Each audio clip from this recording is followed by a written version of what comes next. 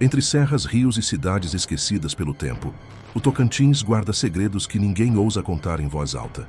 São histórias de desaparecimentos que jamais foram solucionados, lugares abandonados que parecem vigiar cada passo e símbolos antigos que carregam ecos de eras perdidas. Alguns dizem ouvir vozes onde não há ninguém, ou sentir presenças que não pertencem a este mundo. Aqui, cada sombra tem um passado, e cada silêncio esconde algo que o tempo não conseguiu apagar. Então, sente-se, respire devagar e escute atentamente, e veja se consegue suportar o terror urbano. Os gravados da Serra dos Martírios, o Código das Pedras. No coração seco e escaldante do Tocantins, escondida entre serras avermelhadas e rios que cortam o cerrado como veias, ergue-se uma paisagem que parece respirar mistério. A Serra dos Martírios, ou Serra das Andorinhas, guarda nas rochas algo que o tempo não conseguiu apagar. Centenas de símbolos gravados nas pedras, tão antigos que desafiam até mesmo a ciência moderna. São círculos, espirais, mãos, figuras humanas e marcas que brilham sob o sol como se tivessem sido talhadas ontem. Mas quem as fez? E por quê? Essa é a pergunta que há séculos ecoa no vale, e ninguém conseguiu responder. Os primeiros relatos datam do século XVII, quando bandeirantes portugueses subiram a serra em busca de ouro. Eles afirmavam ouvir sons metálicos vindos das pedras e ver clarões no topo, mesmo à distância. Um deles escreveu em seu diário: "Lá em cima, a rocha canta e responde quando é ferida." Desde então, o lugar ganhou fama de sagrado ou amaldiçoado. Os povos indígenas o chamavam de Crahocac, a montanha que fala, e evitavam acampar nas redondezas depois do pôr do sol. Quando arqueólogos visitaram o local, séculos depois, descobriram algo perturbador. Os símbolos não seguiam o padrão conhecido da arte rupestre brasileira. Eram mais complexos, com padrões geométricos que lembravam escrita. Alguns acreditam que sejam mensagens espirituais, deixadas por antigos xamãs. Outros, que são registros de um povo desaparecido, uma civilização perdida que viveu ali muito antes dos índios Carajá e Xerente. Mas há um grupo de pesquisadores que propõe algo ainda mais inquietante. As gravuras formam linhas contínuas, que vistas do alto parecem mapas astronômicos, apontando para constelações específicas. Em 2008, um grupo de expedição registrou um fenômeno que jamais foi explicado. Durante o pôr do sol, algumas das inscrições começaram a refletir a luz em direções precisas, como se respondessem à passagem do astro. O brilho formava um padrão, 3 pontos conectados por uma linha, o mesmo símbolo encontrado em cavernas distantes do Jalapão e até no Maranhão. Quando tentaram filmar o evento, as câmeras falharam e os cartões de memória ficaram corrompidos. Um dos exploradores relatou ouvir um som semelhante a um coral distante vindo das fendas. Nenhum dos outros ouviu, mas todos sentiram o chão vibrar. Moradores locais afirmam que nas noites quentes há uma luz azulada que paira sobre as pedras. Alguns dizem ser gás natural, outros, o espírito dos guardiões da serra, que aparecem como silhuetas humanas feitas de fumaça. Há inclusive relatos de turistas que viram pegadas descalças recentes em trilhas onde ninguém havia passado. Quando seguiram o rastro, ele terminava abruptamente diante de uma das maiores inscrições, uma espiral dupla. Os cientistas continuam tentando decifrar os sinais da Serra dos Martírios, mas os que moram por ali dizem que o mistério não está nos desenhos, e sim no que acontece quando o sol os toca. Alguns afirmam ouvir vozes, outros sentem tontura e calor extremo, como se o ar queimasse de dentro para fora. Talvez o segredo esteja sob as pedras, ou talvez o segredo seja as pedras. O certo é que ninguém sai de lá sem a sensação de estar sendo observado. E quando o vento passa por entre as fendas, o som que ecoa lembra um murmúrio humano rouco e distante, como se a própria serra, depois de milênios, ainda tentasse contar o que viu. A guerrilha invisível. O caso dos desaparecidos do Araguaia. Nas margens do rio Araguaia, onde o Tocantins toca o Pará e o silêncio se mistura ao som das cigarras, o vento ainda traz ecos de um conflito que o tempo tentou apagar. Um conflito que não deixou apenas corpos, deixou sombras. Entre as décadas de 1970 e 1980, a região foi palco de uma das operações mais obscuras da história do Brasil, a Guerrilha do Araguaia. Ali, nas matas densas e labirínticas, soldados e camponeses desapareceram. E até hoje ninguém sabe ao certo quantos voltaram. O exército chegou com helicópteros, rádios e armas automáticas. Os guerrilheiros, jovens idealistas escondidos entre seringueiras e igarapés, responderam com silêncio e astúcia. Mas logo a mata passou a ser a verdadeira inimiga. Quem entrava de maio não voltava. Moradores antigos contam que as trilhas mudavam de lugar à noite e que luzes vermelhas desciam entre as copas como se observassem. Um sargento relatou em seu diário, mais tarde apreendido, que ouviu sussurros em vozes conhecidas, chamando por ele no escuro. No dia seguinte, foi encontrado morto, o rosto virado para o céu, e sem nenhum ferimento. Documentos oficiais falam em mais de 60 desaparecidos, mas relatos locais elevam o número a centenas. Corpos foram enterrados em covas rasas, queimados ou simplesmente deixados para a floresta consumir. Anos depois, moradores afirmaram ver soldados sem rosto vagando entre as árvores, vestindo uniformes antigos com lanternas que não iluminavam nada. Outros dizem que, nas noites mais quentes, é possível ouvir tiros abafados e gritos distantes, ecoando no meio da mata, sons que parecem vir de uma época que insiste em não morrer. Em 1996, uma equipe de jornalistas tentou refazer as rotas da guerrilha. Encontraram algo que não constava em nenhum mapa: um acampamento intacto, fogões de pedra, roupas encharcadas pelo tempo e até uma caneca de alumínio ainda com marcas de uso. Mas não havia pegadas, nem sinal de animais. No centro, um tronco com uma mensagem gravada: a floresta guarda quem ela quer. À noite, os repórteres relataram barulhos de botas marchando e o som metálico de fivelas se abrindo e fechando sozinhas. As gravações daquela noite foram perdidas. Décadas depois, o governo retomou as escavações na região. Usaram drones, radares de solo e até cães farejadores, mas nada foi encontrado. Um dos operadores do projeto afirmou em entrevista: o sinal térmico estava ali, mas quando chegávamos só havia frio, como se algo ou alguém apagasse qualquer vestígio. Há quem diga que o Araguaia se tornou um cemitério vivo, onde as almas dos desaparecidos continuam lutando uma guerra que nunca terminou. Em comunidades ribeirinhas, pescadores juram que, ao cair da noite, vozes ecoam da margem. Chamam nomes, repetem ordens. E há um cheiro forte de pólvora no ar, mesmo depois de tantos anos. Quando os curiosos seguem o som, encontram apenas o vento e pegadas fundas que desaparecem na areia. Mas o detalhe mais aterrorizante: essas pegadas sempre apontam para dentro da mata. O caso dos desaparecidos do Araguaia continua sem resposta.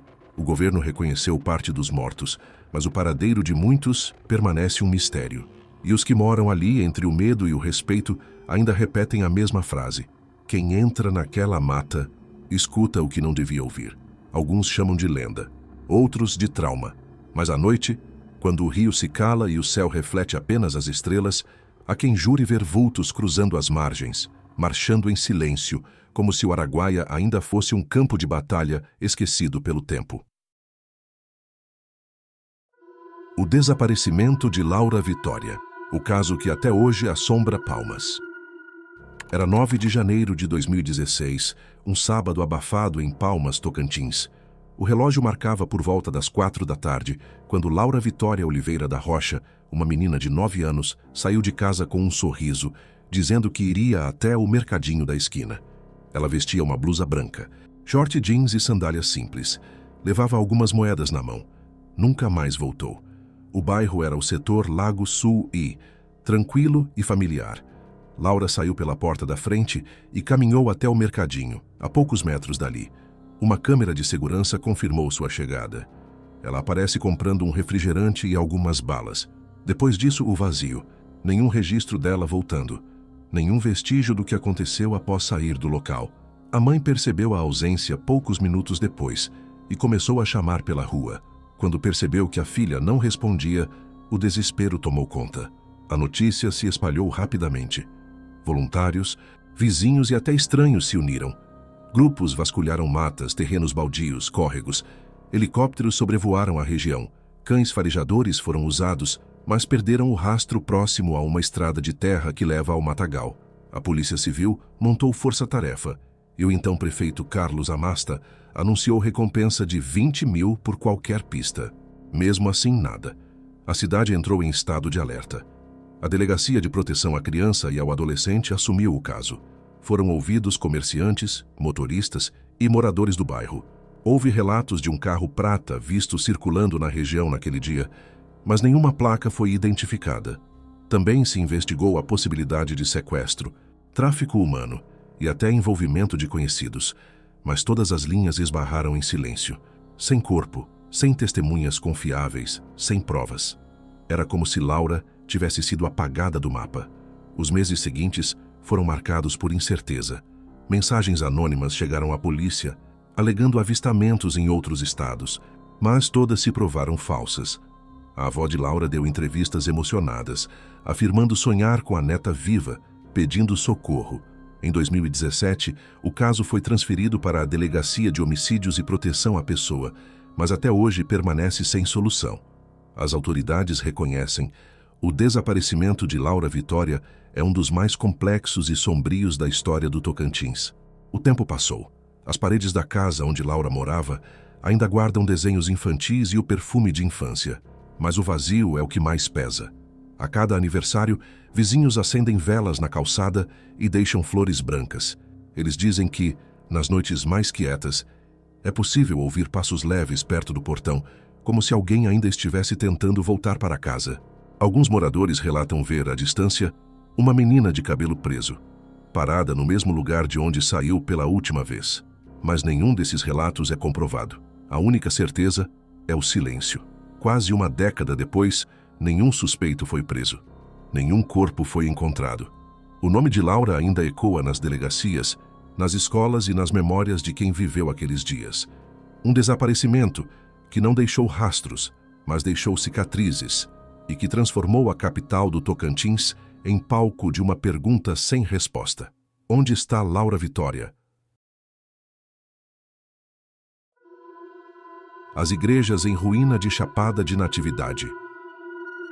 No coração do Tocantins, Chapada de Natividade guarda mais do que mata e pedras antigas. Entre ruas de terra batida e construções coloniais desmoronadas, repousam igrejas esquecidas pelo tempo, testemunhas silenciosas de tragédias e mistérios que desafiam a lógica. No século XIX, Chapada de Natividade era ponto estratégico para viajantes e missionários. As igrejas serviam não apenas como templos, mas como refúgios, locais de acolhimento e vigilância contra ataques de invasores e doenças. A Igreja do Rosário, construída com pedras e madeira de lei, tornou-se palco de uma série de acontecimentos trágicos. Desabamentos durante celebrações e mortes de fiéis que chocaram a comunidade. Com o templo foi abandonado, deixando suas paredes rachadas, o altar coberto de poeira e vitrais quebrados que refletiam apenas sombras. Moradores antigos contam que, ao cair da noite, o som de cânticos ecoa nas ruínas, mesmo quando não há vento. Passos pesados sobre o chão de pedra, portas que rangem sozinhas e objetos que mudam de lugar são fenômenos frequentes relatados por curiosos e pesquisadores. Alguns dizem que a presença de figuras encapuzadas é notada nas frestas das janelas quebradas, sempre por alguns segundos, e desaparecendo antes que se possa encará-las. No altar da Igreja do Rosário, foram encontrados objetos religiosos antigos, queimados parcialmente ou cobertos de musgo. Entre eles, crucifixos invertidos e candelabros quebrados. Um padre local que visitou a ruína em 1998 afirmou que sentiu uma sensação de pressão intensa no peito, como se o próprio ar fosse pesado demais para respirar. Ele descreveu também vozes baixas, sussurrando nomes, mas quando olhou ao redor, não havia ninguém. Em algumas noites, os últimos vestígios de vitrais refletem uma luz espectral que se move pelo interior da igreja. Turistas e fotógrafos amadores relataram que, ao tentar capturar a luz em fotos, a câmera travava ou as imagens saíam totalmente negras. Alguns acreditam que a luz é a alma dos fiéis mortos, incapaz de descansar, repetindo eternamente os rituais interrompidos pelo abandono e tragédias. Apesar do estado de decadência, os moradores ainda deixam velas, flores e objetos de devoção nos vestígios das igrejas. Eles afirmam que respeitar o espaço é essencial, pois qualquer desrespeito traz um frio repentino, arrepios e a sensação de ser observado por algo invisível. Estudiosos que visitaram o local apontam que a combinação de lendas, tragédias reais e o abandono arquitetônico cria uma atmosfera de tensão constante, capaz de transformar qualquer curiosidade em medo genuíno. Hoje, as ruínas permanecem como um lembrete silencioso do passado de Chapada de Natividade. Cada pedra, cada altar rachado, cada vitral quebrado carrega a memória de fiéis e visitantes que nunca mais voltaram. E aqueles que ousam caminhar por entre as paredes sem teto afirmam sentir um peso estranho no ar, como se os ecos do passado se recusassem a desaparecer. Chapada de Natividade não guarda apenas história. Ela guarda segredos que ainda sussurram para quem se aproxima demais. Esses foram os mistérios reais do Tocantins, lugares e acontecimentos que ainda hoje desafiam explicações e continuam a assombrar quem se aproxima deles. Seja pelas serras que sussurram antigas histórias, pelas matas onde desaparecimentos permanecem sem respostas, ou pelas ruínas que guardam segredos do passado, o Tocantins se mostra um território de enigmas que o tempo não consegue apagar. E agora queremos saber de você. Qual estado você quer que o próximo vídeo do terror urbano explore? Deixe sua sugestão nos comentários e não se esqueça de compartilhar este vídeo com quem gosta de mistérios. Cada história tem seu segredo, e cada segredo espera ser descoberto.